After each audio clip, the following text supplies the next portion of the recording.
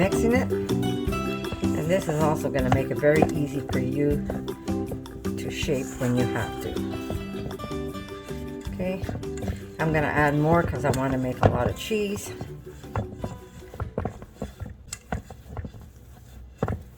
And if you see white, you keep mixing till everything is one color. Okay, just taste it.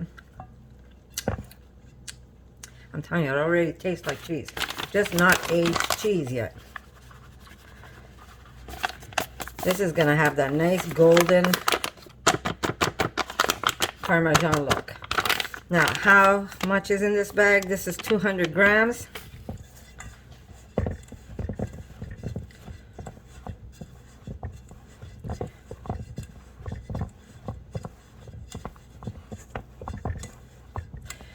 So basically we're using legumes, rice, and potatoes to make our cheese. Now, if you have a rubber glove, you could put one on and just use your hands and go to town in you. Okay, getting nice and firm.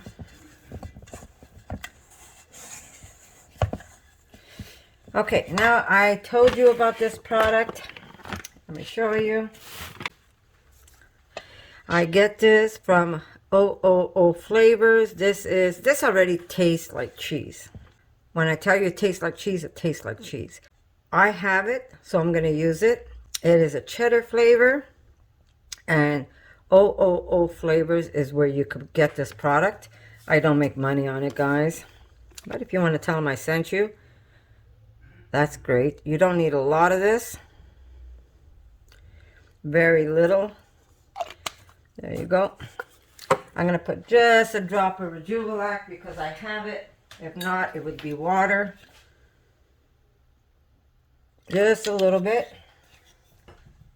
Now we're going to keep mixing this till everything, the smell, that stuff is really nice and cheesy.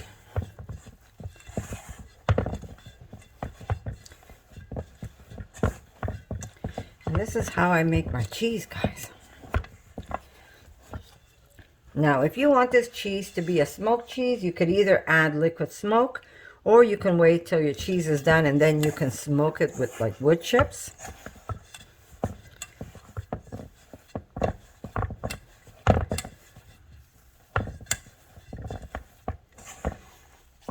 Yeah, you want to get it all up in there.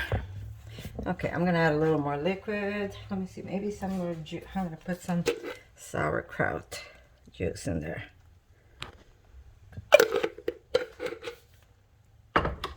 I just get creative. I don't always have or follow a recipe. Making aged cheese means you need to have a lot of stinky products.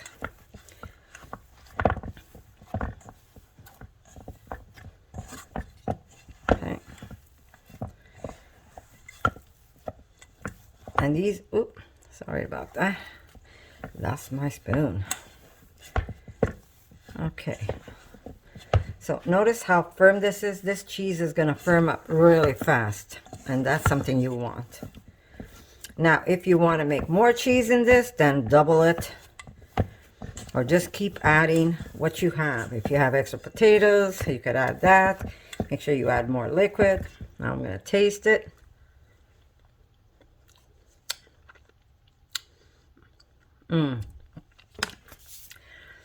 So cheesy. When I tell you it tastes like cheese, it tastes like cheese. Crazy. And it's good in salt also. Very good. A little bit of water just to get everything from underneath. I might add just a little more of this just to get it whiter. Not that it's going to make that much of a difference. Let me get a spoon.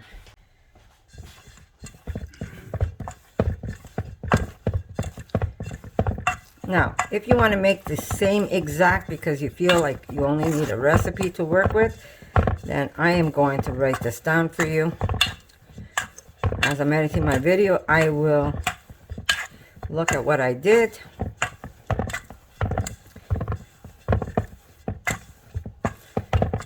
Now you can even use a hand blender if you want, but I wanted to show you how easy it is to make cheese. You don't have to use any nuts. Nuts are expensive. I don't know if you've gone out to buy cashews. The prices are nuts. But all I did was, I think this was $9, but you could buy a cheaper one for sure. That's going to cost you about $3. So this, my other one, what was it that I used? My tapioca, I didn't even use all of it. My tapioca was $1 that bag, but I didn't even use it. I dumped the bag in there and I just used a bit of it. What else did I use? I used potato flakes. A potato's not expensive, right? So you could actually make delicious cheese and not spend crazy amount of money. Especially, I don't know if you've gone out to buy vegan cheese, especially the gourmet ones. They're expensive. They're like over $10 a package. And you're going to get a lot of cheese out of this.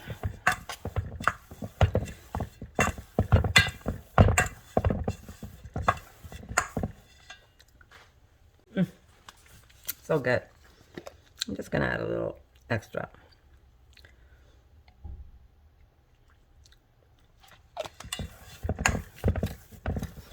But if you don't have it or you don't want to buy that, you don't have to, because eventually all of this will get nice and cheesy for you, especially if you're using all those probiotics. Now, if you have, say, some yogurt in your fridge, you could add, which I'm going to show you.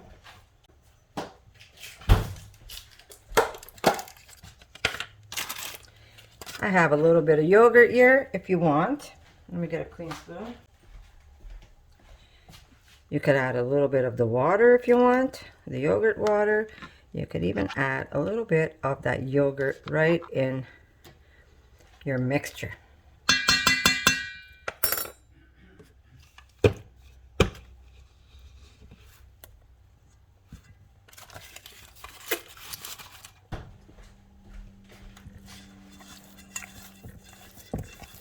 Don't make it too soft though, because if you do, it's just going to take longer for you to, for your cheese to dry.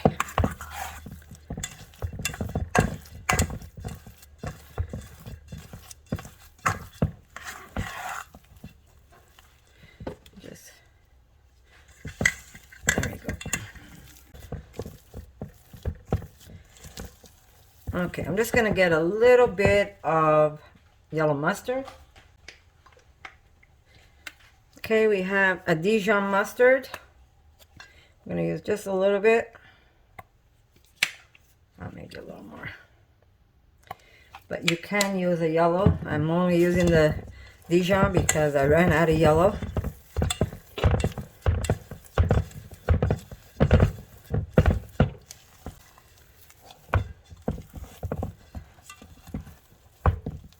Remember, cheese has to have, number one, the salt. It has to have a tang. It has to be probiotic, so it has to be able to age on you and not spoil on you.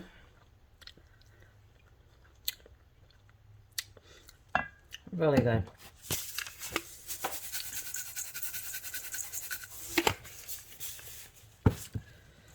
Oh, my maple. It has to have just a little bit of maybe sweetness. And that's how you make cheese, guys. A no-nut cheese. With whatever you have at home. I'm sure all of you have these ingredients. And if you don't have the lupini, you can actually use the chickpea flour.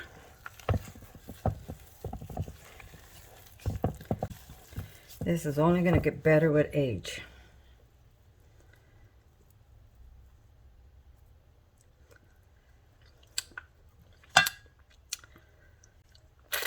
Yeah, that took it up a level, for sure.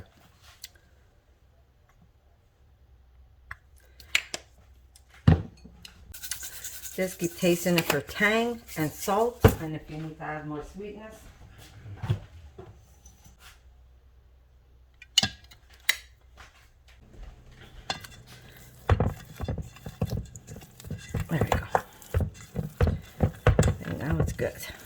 Now, you could either leave your cheese like this, or you could add stuff to your cheese.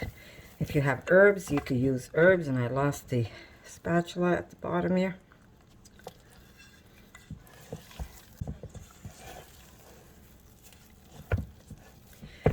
I have some truffles that Richard sent me. I think I'm going to use some of that. Okay, we're going to use a little bit of truffle oil.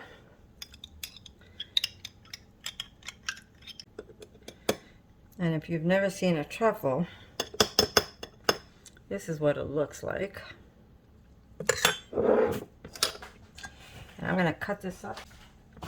Now, truffle is very strong in flavors, so if you can't do truffles because of the flavors, you could either use less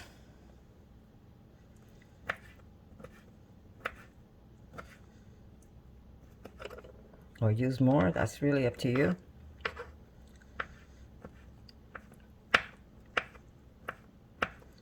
You don't want that many.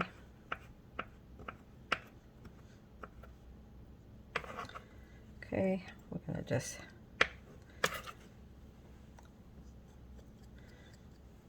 maybe one more slice.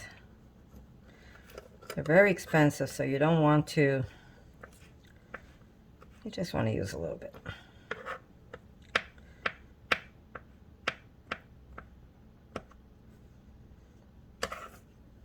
Okay, there we go.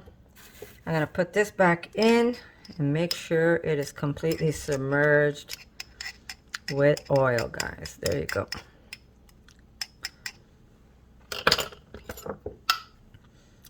Make sure it's submerged, and if not, just add a little extra oil to it. All right, now there's something else I like to use here, and I'm going to show you.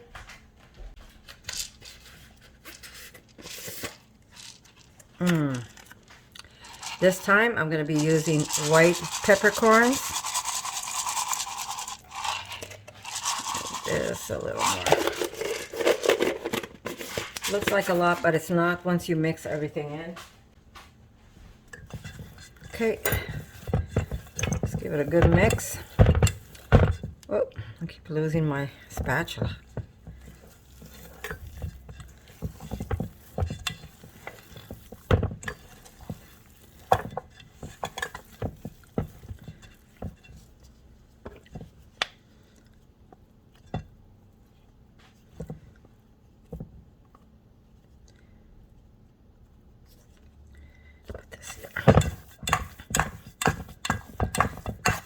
You could also see now when you're mixing that it has almost like that rubbery feeling to the mixture, and that's all thanks to the tapioca, which I'm going to add just a little more. Thanks to the rice, and thanks to the potatoes. You want that to be a nice paste.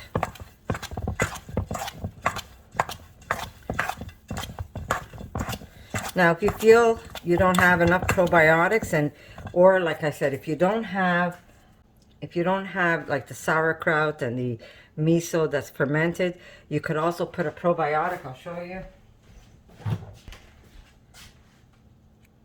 See, take the capsule off and just sprinkle your probiotic. 1, 2 is plenty. This way you know for sure.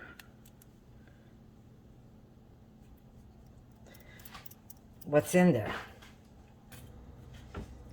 I'm going to put a little bit of hot pepper, lucky who gets the piece.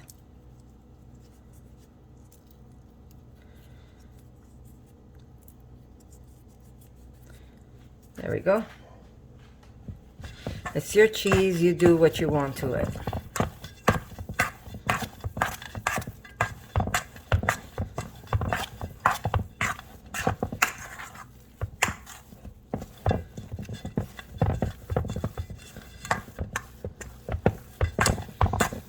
Okay, so now, if you want to use If you want this to turn into a blue cheese, you could use your penicillium. If you want this to be like a white spore cheese, you could use that. This is the time you want to do it. So, hold on.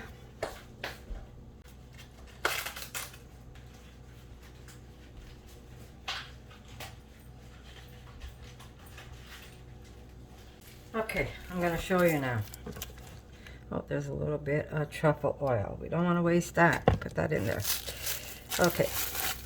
You could actually, say you've made a cheese that has the penicillium, or like you made a brie and you still have a piece of that cheese. If you still have it, like this one, you see this has been in my freezer. See all the white spores? I'm going to take a bit of that cheese and a bit of that. This was one of my truffle ones. There we go. And we're just going to break it up, just a bit of it. And that's going to be my starter.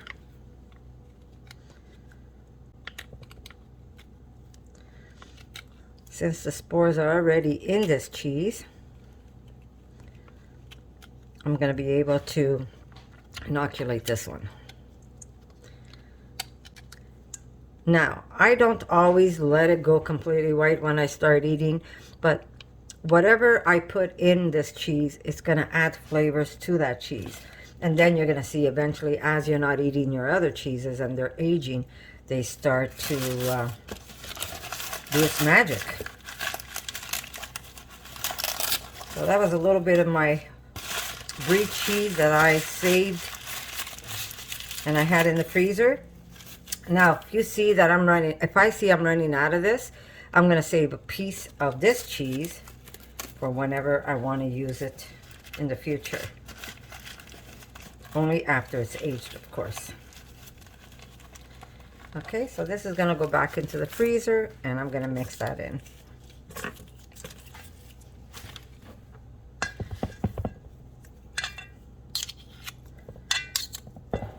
Okay.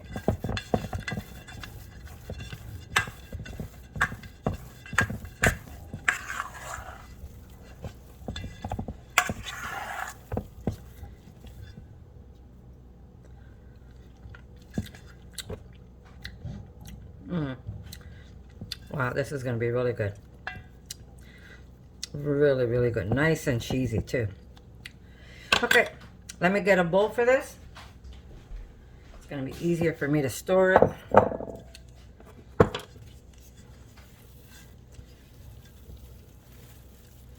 And there we go.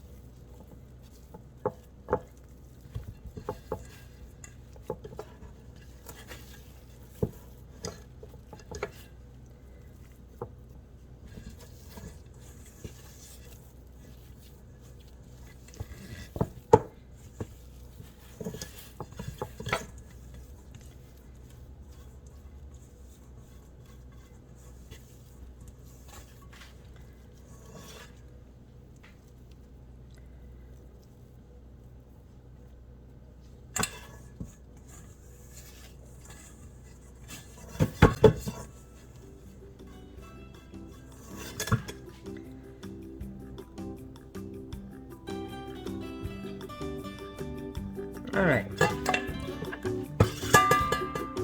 Try not to waste anything. Trust me, when you love cheese like I do, every little drop counts. I've got some here too.